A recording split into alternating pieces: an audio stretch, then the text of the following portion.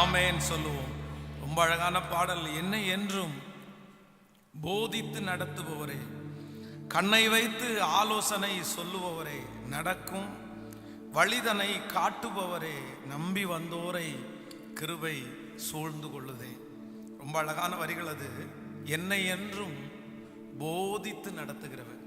அதான் வேதவசனம் ரொம்ப அழகாய் சொல்லுகிறது. நான் உனக்கு போதித்து நீ நடக்க வேண்டிய வழியை உனக்கு காட்டுவேன். உன்மேல் என் கண்ணை வைத்து உனக்கு ஆலோசனை சொல்லுவேன்.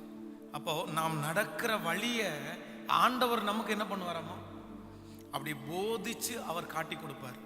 நம்ம பொதுவாக உலகத்தில் இருக்கிற மனிதர்கள் நமக்கு பல வழிகளை காண்பிப்பார்கள். நீ இந்த பாதையில் போனால் நல்லா இருக்கும், இந்த பாதையில் போனால் நல்லா இருக்கும், இதை நீ செலக்ட் பண்ணனா உனக்கு நல்லா இருக்கும். படிக்கிற பிள்ளைகளுக்கு தெரியும். இந்த 10th படித்து முடித்த உடனே பார்த்தீங்க அப்படின்னா என்ன படிப்பு படிக்கிறது அப்படின்னு ஒவ்வொருத்தருமே போட்டு திணறிட்டு இருப்பாங்க. இவங்க இதை படிக்க சொல்லுவாங்க, அந்த இது படித்தோன்னா நல்ல ஃபீல்டு அப்படின்னு ஒவ்வொருத்தருக்கும் ஆளுக்கு ஒன்று சொல்லுவாங்க. அப்புறம் எல்லாவற்றை பார்க்கலும் பெரிய படிப்பு, டாக்டர் படிப்பு அப்படின்னெல்லாம் சொல்லுவாங்க. ஆனால் உண்மையிலே நான் என்ன சொல்கிறேன் அப்படின்னா, அப்படியெல்லாம் கிடையாது. எத்தனையோ பேர் நம்ம கழிச்சு போட்ட அதை வேண்டாம், இந்த படிப்பு படித்தோன்னா ஒரு நோ யூஸ் அப்படின்னு சொன்ன ஒரு டிகிரியை படித்து இன்னைக்கு எத்தனையோ பேர் கோடீஸ்வரராக இருக்காங்க. ஆமேன்னு சொல்லுங்கள். அதனால் நம்ம சூஸ் பண்ணுறதோ இன்னொருத்தர் சொல்லி நம்ம கேட்குறதோ அல்ல. எனக்கென்று ஆண்டவர் என்ன வச்சிருக்கிறாரு, அதான் ஒவ்வொரு வரங்களிலையும் வித்தியாசம் இருக்குது. என்ன ஆண்டவர் இப்படி நடத்துறாரு அப்படின்னா இன்னொருத்தரை இன்னொரு மாதிரி நடத்துவார். எனக்கு இப்படி தெரியும்னா இன்னொருத்தருக்கு. அதான் வரங்கள் எல்லாம் ஆண்டவர் ஸ்பெஷல் வச்சிருக்கிறாரு. மனிதர்கள்லாம் ஆண்டவர் ஒவ்வொருத்தரையும் ஒவ்வொரு விதமாய் பார்க்கிறார். ஆனால் நம்ம என்ன பண்ணணும் அப்படின்னா, ஆண்டவருடைய சமூகத்தில் எல்லா சூழ்நிலையிலையும் நீங்க நடத்துங்கப்பா அப்படின்னு நம்ம வாழ்க்கையை அவருக்கு ஒப்பு கொடுக்க வேண்டியது அவசியமா இருக்கு. நம்ம பொதுவாக நிறைய பேர் என்ன பண்ணுவாங்கன்னா, அந்த மேஜர் ரொம்ப ஒரு மேஜரான ஒரு விஷயத்தெல்லாம் நம்ம ஆண்டவரிடத்துல டிஸ்கஸ் பண்ண போவோம். ஒரு 1 கோடி ரூபா ப்ராஜெக்ட் அப்படின்னு வச்சுக்கோங்களேன். ஆண்டவரே இது உமக்கு சித்தம் இல்லையா அப்படின்னு ஜெபிப்போம். ஆனால் 1 ரூபா ப்ராஜெக்ட்னா சொல்லுங்க, அட 1 ரூபா ப்ராஜெக்ட் போய் என்னத்தை ஜெபம் பண்றது? 1 ரூபா தானே போனா. அதான் உலகத்தார் ஒரு பழமொழி சொல்லுவாங்கல்ல, சிறுதுள்ளி பெருவெள்ளம் அப்படின்னு.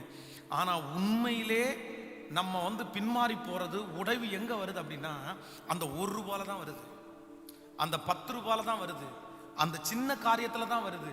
நம்ம அந்த சின்ன காரியத்துல இதுதானே நம்ம டிசைட் பண்ணலாம் அப்படின்னு டிசைட் பண்ண ஆரம்பிக்கிறது கடைசியில் நம்மளை எவ்வளோ பெரிய சிக்கல்ல கொண்டு போய் விடுவோம் அப்படின்னா, பெரிய பெரிய பிரச்சனையில கொண்டு போய் விட்டுருவோம். அதனால உங்க வாழ்க்கையில எப்பவுமே மறக்கக்கூடாத ஒண்ணு என்ன அப்படின்னா, நீர் எனக்கு போதித்து நான் நடக்க வேண்டிய வழியை எனக்கு காட்டுங்கப்பா. ஆமேன்னு சொல்லுங்கள். ஒரு விசை ஒரு 4-5 ஆண்டுகளுக்கு முன்பாக ஒரு வாலிப தம்பிக்கு பெண் பார்த்து கொண்டே இருந்தாங்க. அப்போ அந்த பையனை எனக்கு ரொம்ப நல்லா தெரியும். உடனே அவனை மனசுக்குள்ள நான் நினைக்கும் போது அதே போல ஒரு பொண்ணையும் மனசுக்குள்ள நினைச்சேன். சரி, நான் என்ன நினைச்சேன்னா, இந்த பையனுக்கு இந்த பொண்ணு கரெக்டா மேட்சா இருக்கும், 2 பேரும் ரொம்ப நல்லவங்க, 2 பேரும் ஆவிக்குரிய வாழ்க்கையில அப்படின்னு என்னுடைய கற்பனையிலே ஒரு இமேஜினேஷன் கொண்டு வந்துட்டேன் நான். இந்த மாதிரி கண்டிப்பா அந்த பையனுடைய கேரக்டர் இந்த பொண்ணுடைய கேரக்டர் கரெக்டா ஒத்து போகும் அப்படின்னு சொல்லிட்டு அவர்கிட்ட போய் சொல்றேன் நான். இந்த மாதிரிப்பா உனக்கு திருமண இது நடந்துட்டு இருக்கு, இந்த மாதிரி ஒரு கேர்ள் ஒன்று இருக்குல்ல, நீங்க நம்ம வேணா அதை அப்ரோச் பண்ணி பார்க்கலாமா, முயற்சி எடுத்து பார்க்கலாமா அப்படின்னு கேட்ட உடனே ஒரே வார்த்தையில சொல்லிட்டாரு. என்ன சொல்லிட்டாரு அப்படின்னா, பாஸ்டர் விட்டுருங்க பாஸ்டர், வேணாம், அது எனக்கு அந்த அளவுக்கு செட் ஆகும்னு தெரில அப்படின்னு சொன்ன உடனே எனக்கு ரொம்ப கவலையாகி போச்சு.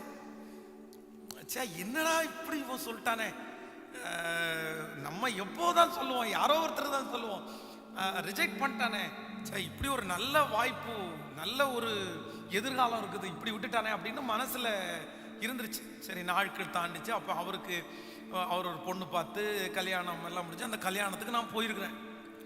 அந்த கல்யாணத்திற்கு போகும்போது, அந்த கல்யாணத்தை நான் தான் நடத்தினேன். அந்த கல்யாணத்தை நடத்தும் போது நான் நினைச்சேன், உண்மையிலேயே இல்லை, நான் செலக்ட் பண்ணி அவருக்கு சொன்னது சரியான வாழ்க்கை இல்லை, இப்போ ஆண்டவர் அவருக்கு கொடுத்துருக்கிற இந்த வாழ்க்கை தான் சரியானதுன்னு அங்கேயே கண்டுபிடிச்சிட்டேன்.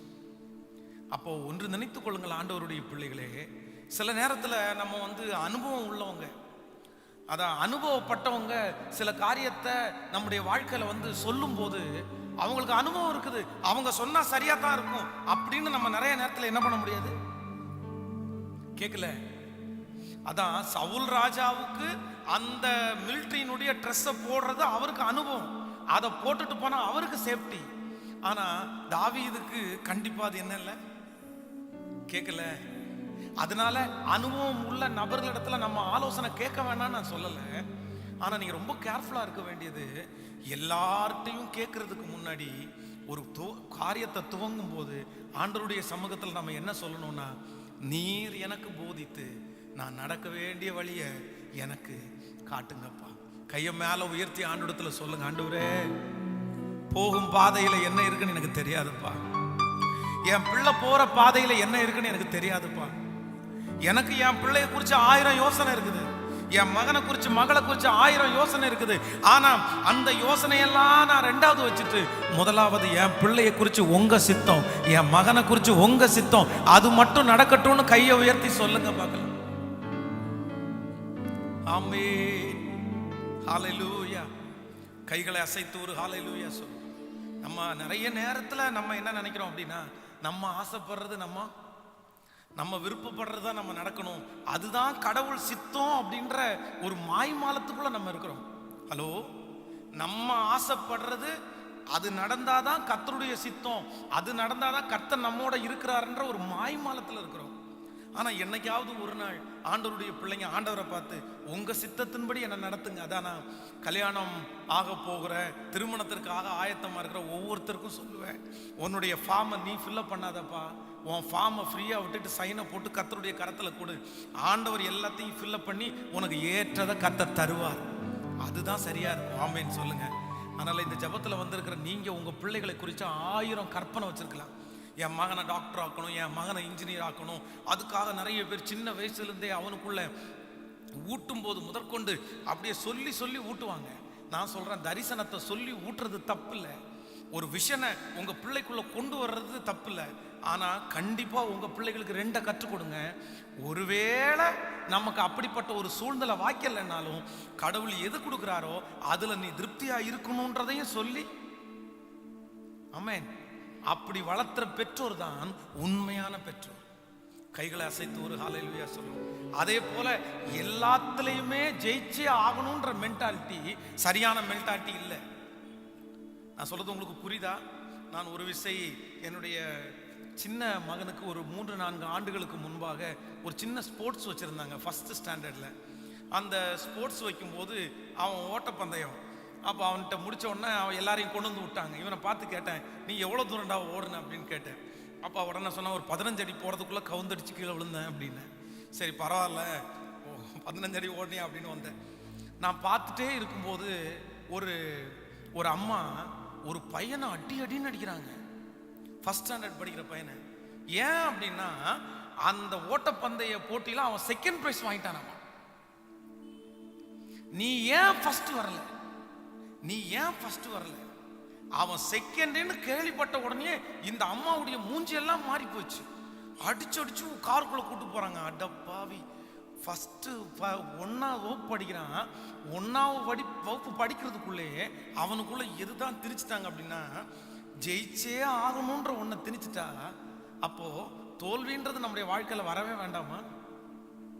ஹலோ, நம்முடைய பிள்ளைகளுக்கு ஜெயத்தை விட தோல்விகள் தான் நிறைய பாடத்தை கற்றுக் கொடுக்கும்.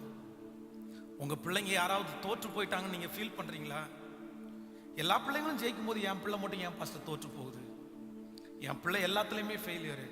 நான் நம்புறேன், தோற்று போன உங்க பிள்ளைக்கு தான் நிறைய பாடத்தை கர்த்தர் கற்றுக் கொடுக்குறாரு, நிறைய பாடத்தை கற்றுக் கொடுக்குறாரு.